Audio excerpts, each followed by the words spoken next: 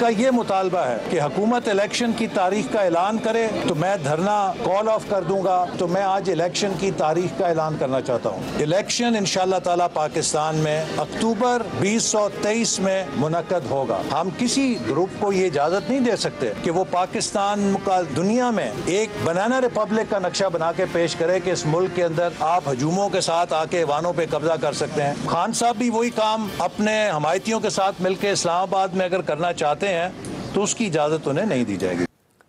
السلام علیکم، آپ دیکھ رہے ہیں ایکسپرٹس اور میں ہوں آپ کے ساتھ ایمن چوہدری. آج کے ہمارے اس پروگرام کا حصہ ہیں ایاز خان صاحب، عامر الیاس رانا صاحب، فیصل حسین صاحب، حافظ طاہر محمود اشرفی صاحب اور ہمیں ساتھ حاصل رہے گا محمد الیاس صاحب کا.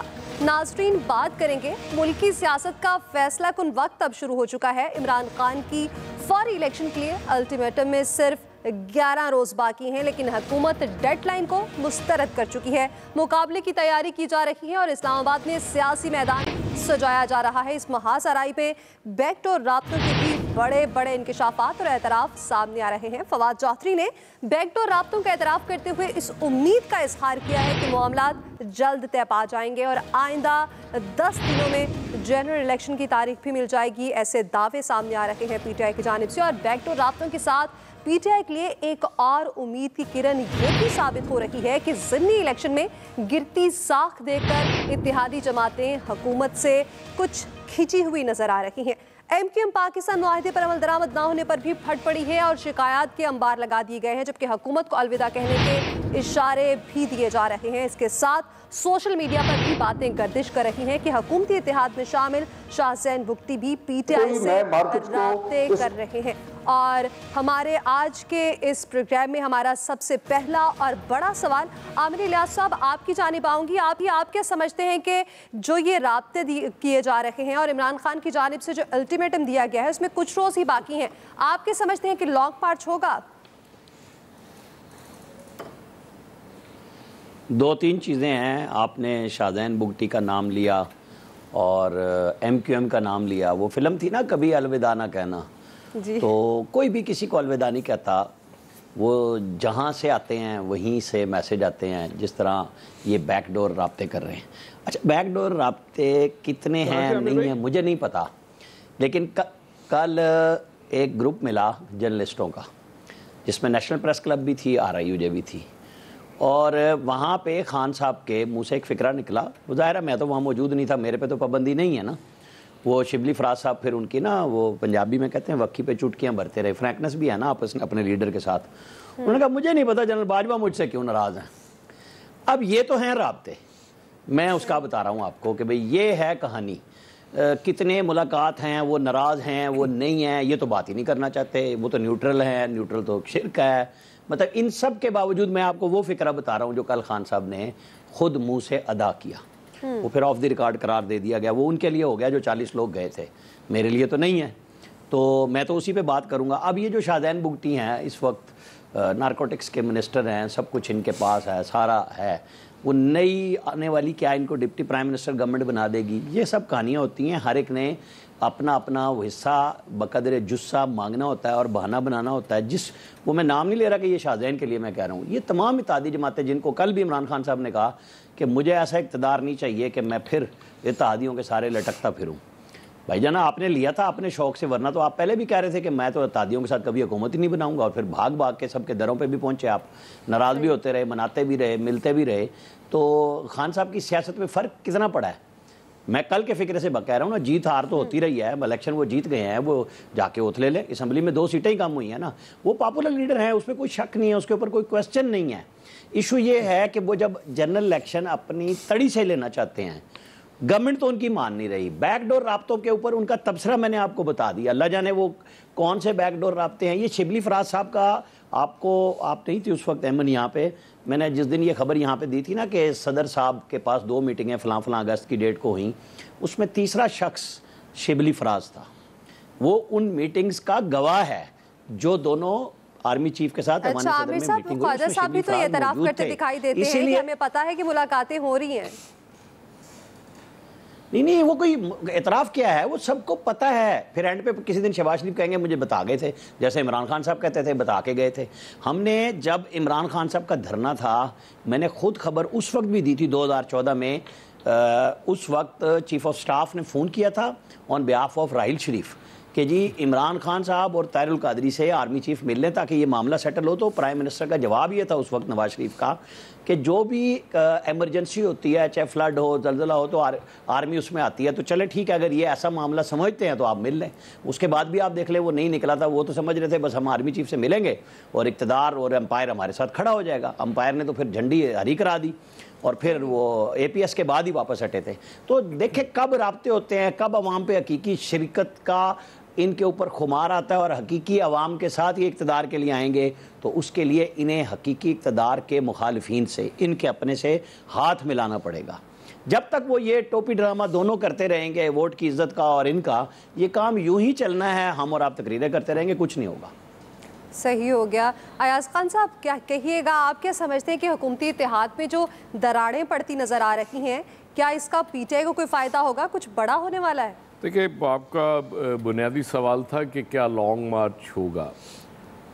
آج کی اگر تاریخ کی میں بات کروں، کل کیونکہ یہاں چیزیں چینج ہوتے ہوئے پتہ نہیں چلتا، اوور نائٹ چینج ہو جاتی ہیں، مجھے مشکل میں نظر آ رہے ہیں عمران خان صاحب کہ لانگ مارچ کریں نہ کریں.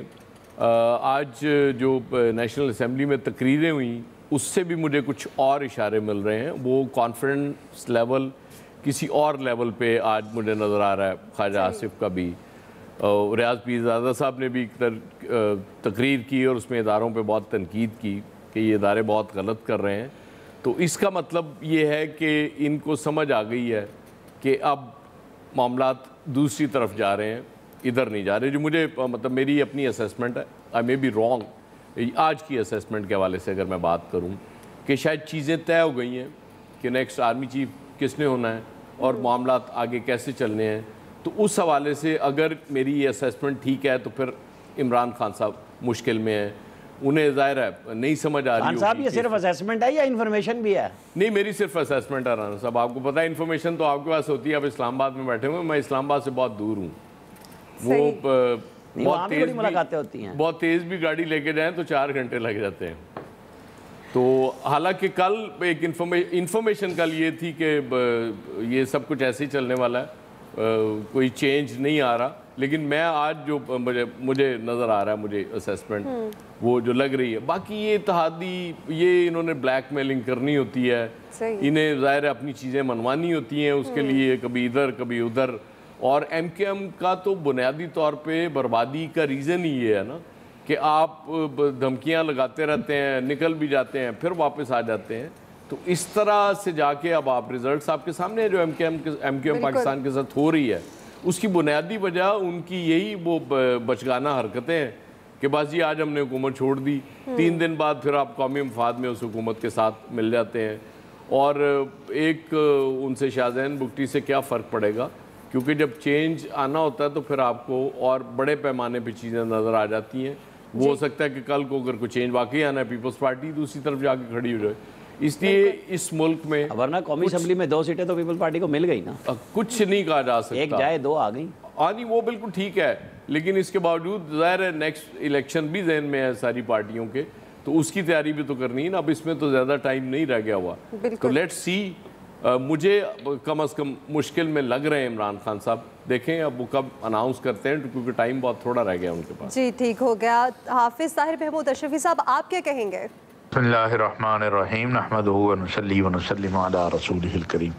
دیکھیں گزارش یہ ہے کہ لازمی بات ہے کہ خان صاحب کو اس وقت جو تائید و حمایت ملی ہے، اگرچہ یہ سیٹیں انہیں کی تھی، لیکن بہرحال جس انداز سے وہ سیٹیں جیتے ہیں، اور یہ اب دیکھیں نا، یہ ہوتا ہے آج کے دور میں میڈیا اور بالخصوص سوشل میڈیا کا استعمال، کہ وہ 2 سیٹیں ہارے ہیں لیکن انہوں نے اپنی دھاک بٹھائی ہے، اور وہ سیٹیں ہارنے کے باوجود ان کی فتح کے شادیانے بج رہے ہیں.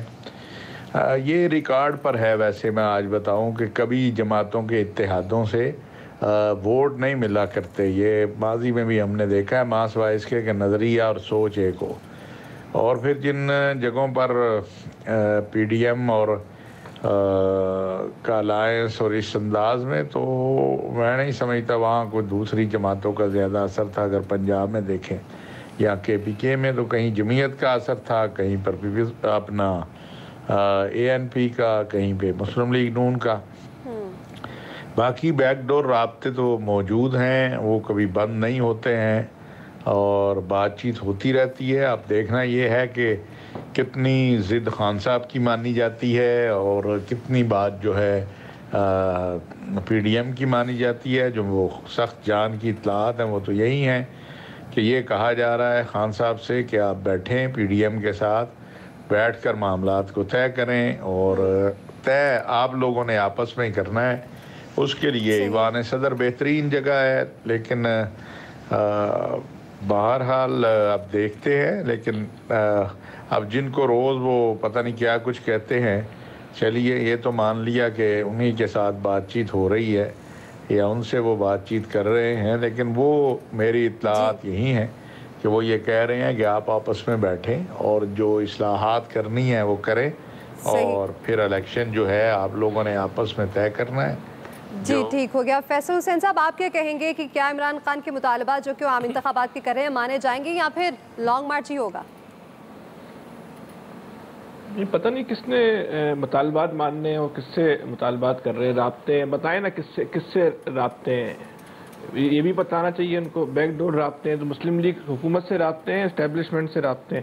پاکستان کی پوری سیاسی تاریخ میں پہلا موقع تھا کہ حکمران جماعت کی طرف سے فوج کے خلاف اتنی منظم مہم چلائی گئی جس کی کوئی مثال نہیں ملتی. باقاعدہ دیواروں کے اوپر فوجی لیڈرشپ کے حوالے سے جو ہے نا ان کے خلاف چوکنگ کی گئی اور انتہائی بیہودہ الفاظ ان کے لیے کہے گئے. تقریریں بڑے لاکھوں کے مجمع میں جو ہے نا فوجی لیڈرشپ کا نام لے کے تقریریں کی گئی. فوجی لیڈرشپ کو جو ہے میر جعفر اور میر صادق کہا گیا. تو اب بتاؤ ہمیں کہ بھائی آپ کا رابطہ کس سے ہے؟ میر جعفر سے ہوا ہے، میر صادق سے ہوا ہے؟ کس سے آپ کا جو ہے رابطہ ہوا ہے اور کیوں رابطہ ہوا ہے؟ آپ تو بڑے رابطوں کے خلاف تھے. آپ تو سمجھتے تھے انہوں نے جمہوریت پہ شب خون مارا تو کیا ہو گیا. یہ صرف اور صرف حکومت کو ڈرا رہے ہیں اور حکومت جو ہے وہ ڈر بھی رہی ہے. اچھا، حکومت جو بنیادی طور پہ ڈرنے کی جو بنیادی وجہ ہے اس کی اہلیت کا ایشو ہے، اور اس کے آنے کے بعد جو مسائل بڑے اور خاص طور پہ جو مہنگائی کا ایشو، بجلی کا بلوں کا ایشو اور فیول پرائسز کا جو ایشو ہوا وہ نہیں سنبھال پائے. تو ان سے تو اصل میں یہ تو ٹریپ ہوئے. جو تحریک عدم اعتماد کا جو ایشو ہوا اس کے بعد تو مسلم لیگ جس پوزیشن پہ آج عمران خان ہے، جو کہتے ہیں کہ عمران خان اپنی بلندیوں پر ہے، شہرت کی اور طاقت کی اور عوامی مقبولیت کی، تحریک عدم اعتماد سے پہلے اسی بلندیوں پہ مریم نواز بھی کھڑی ہوئی تھی. لیکن کیونکہ سیاسی بصیرت نہیں تھی، سیاسی فہم نہیں تھا، وہاں وہ جو ہے وہ ٹریپ ہو گئی. جو انہوں نے پوری ایک اینٹی اسٹیبلشمنٹ جو ایک بہت بڑی نئی فورس تیار کی تھی، وہ عمران خان بالکل ہنستے کھیلتے جو ہے وہ ان سے چکر لے گئے. اچھا، کیونکہ مریم مسلم لیگ نون کا مسئلہ یہ ہے کہ وہاں مشورے دینے والا تو کسی بھی جماعت میں نہیں ہے. پاکستان کا تو المیہ یہ ہے یا کوئی سیاستدان جو ہے کسی کو عقل کل سمجھتے ہیں. ہم تو عمران خان کو سمجھتے ہیں نا، یہ سارے سیاسی لیڈر جو ہے اپنے آپ کو عقل کل سمجھتے ہیں کہ جو بات ان کے ذہن میں آ گئی ہے دنیا کا بہترین جو ہے وہ آئیڈیا. مشاورت کا تو کسی سیاسی جماعت میں کوئی کانسیپٹ ہی نہیں رہا. بہرحال مسلم لیگ کو اگر ان کا مقابلہ کرنا ہے تو سیاسی مقابلہ کریں. مسلم لیگ کا مسئلہ بھی یہی ہے. بالکل ٹھیک ہو گیا، آپ کا موقف آ گیا. میں محمد الیاس صاحب کی جانب جاؤں گی، کیا کہیں گے آپ؟ دیکھیں جی، جو لانگ مارچ ہے اس کی تو تیاریاں ابھی ہو رہی ہیں. اعلان اس مہینے کے اینڈ تک ہونا ہے، تو اس کے لیے بھرپور طریقے سے جو کی جائے گی. فیصل صاحب، کیونکہ آپ کو پتہ ہے وقت کم ہے، مجھے سب کا موقف لینا ہے. میری بات ہی نہیں سنتی، اب میں بتاؤں کیسے؟ مجھے سب کا موقف جاننا ہے. جہاں مجھے آپ کا موقف جاننا ہے، مجھے باقی ایکسپرٹس کا موقف جاننا ہے. خاندانی غلاموں کے حق میں لگ رہی ہے. جب بھی ان کو پتا ہوتا ہے خاندانی غلاموں کے خلاف بات کروں گا. مار رہے ہو اتنی دیر سے کہ مشورہ مشورہ مشورہ.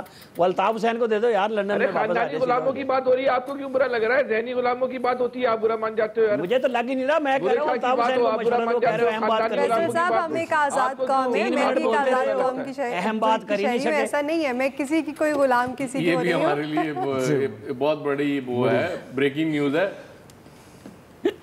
جی لیاس جی بس یہی ہے کہ اس کے لیے نا وہ اپنا جو بیک ڈور رابطے ہیں اس کی یہ خود ہی تصدیق کرتے ہیں، ورنہ کس کو کیا پتہ چلتا ہے کہ ان کے مطالبات ابھی تک مانے نہیں جا رہے، جس کی وجہ سے یہ دوسری طرف لانگ مارچ کی تیاریوں کا بتا رہے ہیں.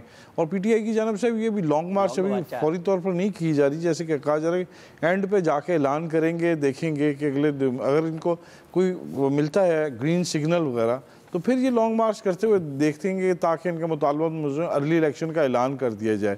ان کا مطالبہ تو یہی ہے، تو یہ تاکہ ایک فری اینڈ فیئر الیکشن ہو. باقی تو وہ سارا تھا کہ الیکٹرانک ووٹنگ وغیرہ کا، وہ تو سب خواب جو تھے وہ چکنا چور ہو گئے، وہ اس پر عمل درآمد ہی نہیں کروا سکے تھے. اب دیکھیں گے الیکشن ہوں گے، جو جنرل الیکشن ہوں گے وہ اسی طریقے سے ہوں گے. لیکن اب دیکھیں احسن اقبال صاحب نے کہا کہ اگلے سال ہوں گے. گورنمنٹ کسی صورت میں مانتی دکھائی نہیں دے رہی کہ ارلی الیکشن ہو. تو اس صورتحال سے تمام سیاسی جماعتیں ایک طرف ہیں اور پی ٹی آئی ایک طرف ہے کہ پی ٹی آئی کہہ رہی کہ ارلی الیکشن کروا دی جائے. ان کا تو پہلے دن سے یہی تھا مطالبہ، لیکن ابھی تک دیکھ لیں پلان ان کا جو ہے وہ اس پر ہے کہ مذاکرات بھی کیے جا رہے ہیں بیک ڈور. تو بیک ڈور جن سے مذاکرات کیے جا رہے ہیں یہ ان کو چاہیے کہ کھل کے بتانا چاہیے کہ ان کے مذاکرات چل رہے ہیں. یہ بھی نہیں چاہتے کہ ملک میں اس طرح افراتفری پھیلے، اور گورنمنٹ بھی نہیں چاہتی کہ افراتفری پھیلے، لیکن حالات جو ہیں وہ کشیدگی کی طرف اس لیے جا رہے ہیں کیونکہ خان صاحب اب اعلان کرتے ہیں کہ جی اس مہینے کے اکتوبر کے اینڈ میں اسی ہفتے یا اگلے 10 دنوں میں اعلان کر دیا جائے کسی دن میں بھی، یا پورا اکتوبر کا مہینہ گزار دیا جائے.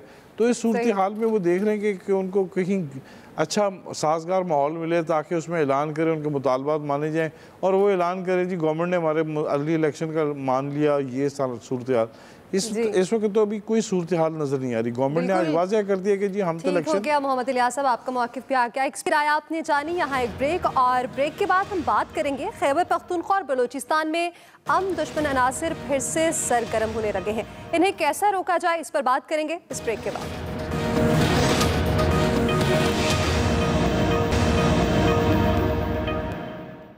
کہ سیکورٹی کے معاملات جو ہیں ان کو ٹرانزیکشنل طریقے سے ڈیل نہیں کرنا چاہیے، ان کا ایک پرماننٹ حل نکالنا چاہیے. ہمیں اس مسئلے کا سیاستدانوں کو، اس ہاؤس کو، اس ادارے کو اس طرح نہیں ہوگا.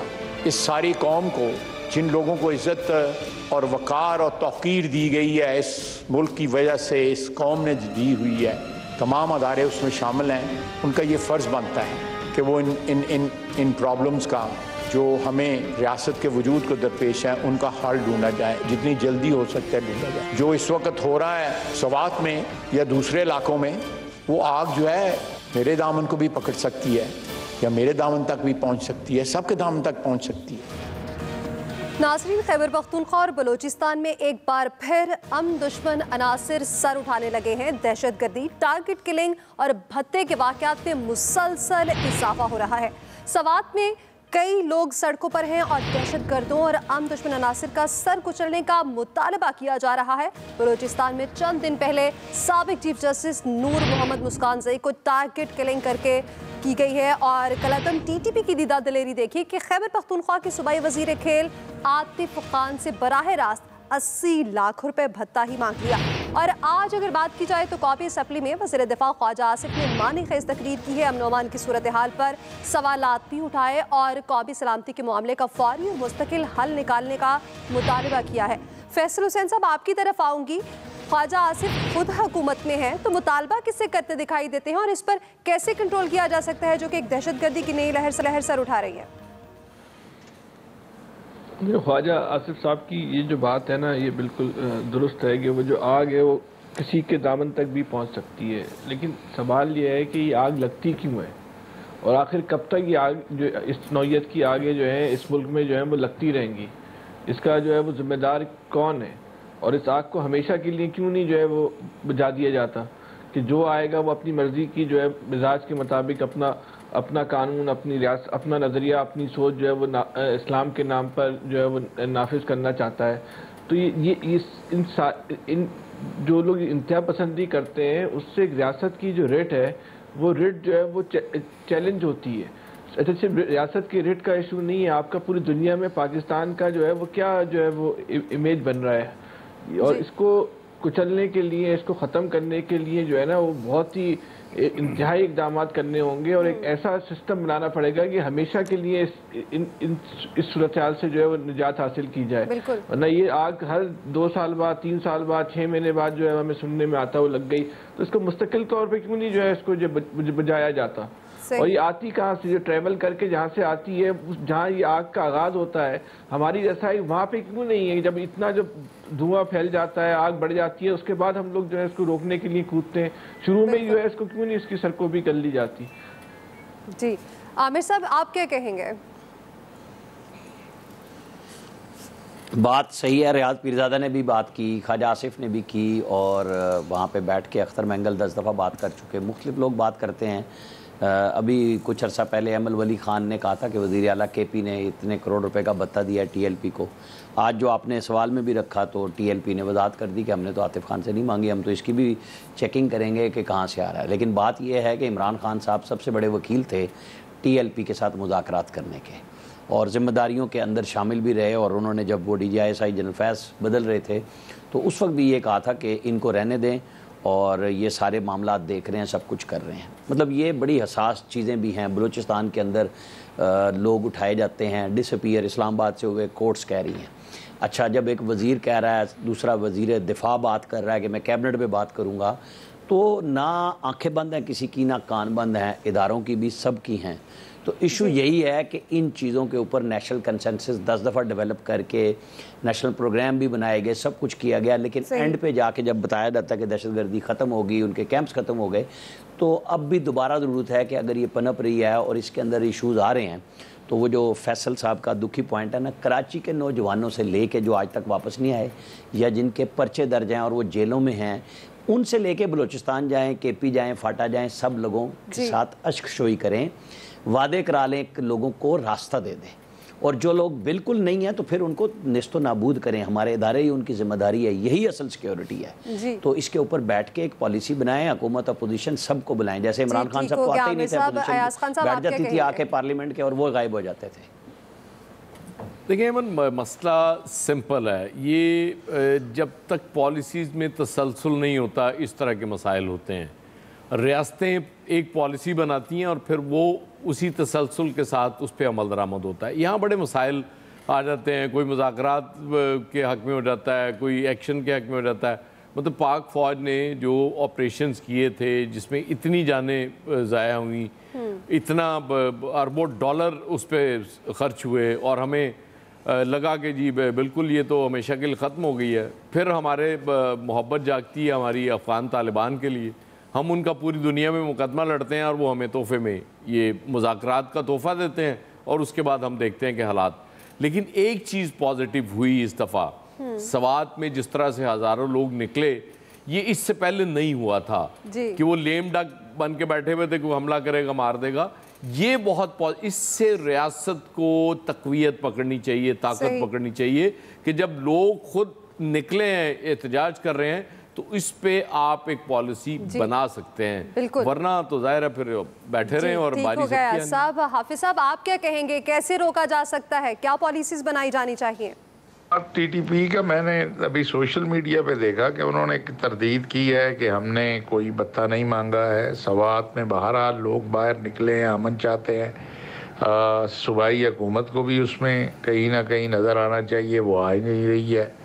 اور یہ خواجہ صاحب ٹھیک کہہ رہے ہیں, میں خواجہ صاحب کی بات سے اتفاق کرتا ہوں کہ اگر یہی ہماری صورتحال رہی اور اسی طرح ہم اپنے مسائل میں رہے, تو یہ اگر آگ آگے بڑھی تو پھر سب کو جلائے گی. آگے تو آپ کو قوم اور ملک اور فوج سب مل کر آپ نے 80,000 پھر بھی آپ کو شہداء جانیں آپ نے قربان کی ہیں, اور آپ دہشت گردی اور انتہا پسندی سے جو ہے وہ بچ گئے. بالکل ایسا ہی ہے, بہت جانیں قربان ہوئی. محمد الیاس صاحب آپ کیا کہیں گے؟ دیکھیں جی, اس موقع پر جو بڑی مشکل سے اس کو جو دہشت گردی کے خلاف ہم نے 10 سال سے زیادہ عرصہ جو جنگ لڑی تھی, اس کے خاتمے کے لیے جو اقدامات کیے, قوم متحد ہوئی, اور اس کے لیے جو تھے کہ آپ کو پتہ کہ ایک بنایا گیا تھا, ایک پروسیس بنایا تھا, ضرب عضب چلی, پھر دوسری رد الفساد چلی, जो आर्मी ने मिलके चलाया कि इसको दहशत गर्दी के ख़ात्मे के लिए काम किए जाए, उसके जो SOPs बनाए गए थे उसके ऊपर कोई इजलास नहीं हुआ, ना उसके बाद कोई इस पर अमल दरामद हुआ, ना जब हमने छोड़ दिया इस पर मुस्तकिल जो तसलसल था पॉलिसियों का उसको छोड़ दिया, फिर जाहिर है फिर अगर कौम मुत्तहिद नहीं रहेगी, आपस में इंतशार रहेगा, लड़ेंगे तो इस तरह के वाक़यात होंगे, जी फिर बिल्कुल इस तरह मोहम्मद के इलियास बाहर से साहब, आप ठीक कह रहे हैं कि अगर इस